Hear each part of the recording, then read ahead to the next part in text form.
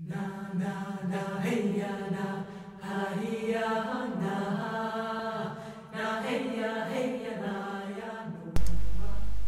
à tous, je vous retrouve aujourd'hui pour un petit bilan acquisition de la semaine.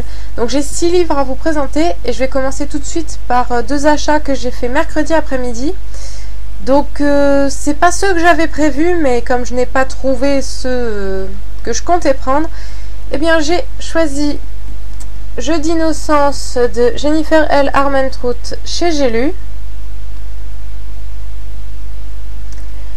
ainsi qu'un livre que j'avais totalement oublié qu'il sortait ce jour-là, et il s'agit du tome 3 de Partial, Ruine de Dan Wells chez Albin Michel Louise,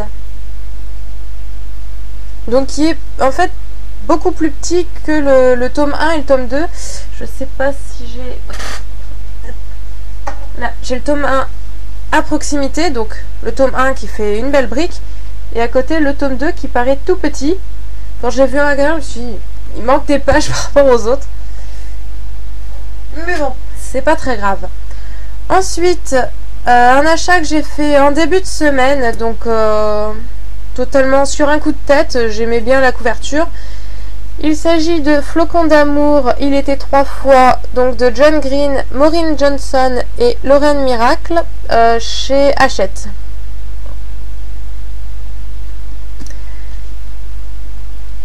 Ensuite, j'ai reçu un livre de la part des éditions Nathan. Donc, il s'agit de Divergente racontée par 4 de Véronica Roth.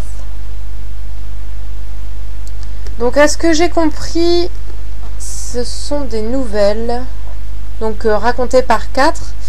Je ne sais pas si ça se déroule sur toute la trilogie Divergente ou seulement le tome 1. Là, je ne saurais pas dire.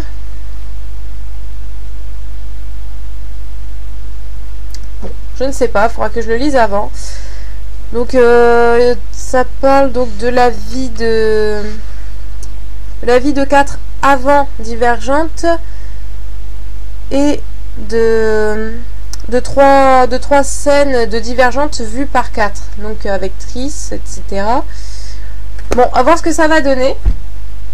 Et pour terminer, Céline du blog True Blood Addict m'a gentiment envoyé 2 partenariats, enfin 2 services presse qu'elle avait et qu'elle n'avait pas le temps de lire. Donc je vais lui lire pour elle. Alors il s'agit de...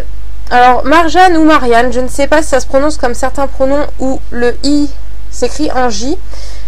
Donc je ne sais pas si c'est Marianne ou Marjane. Bonne question. Donc le tome 1, La crypte de Marie Pavlenko chez Pocket Jeunesse.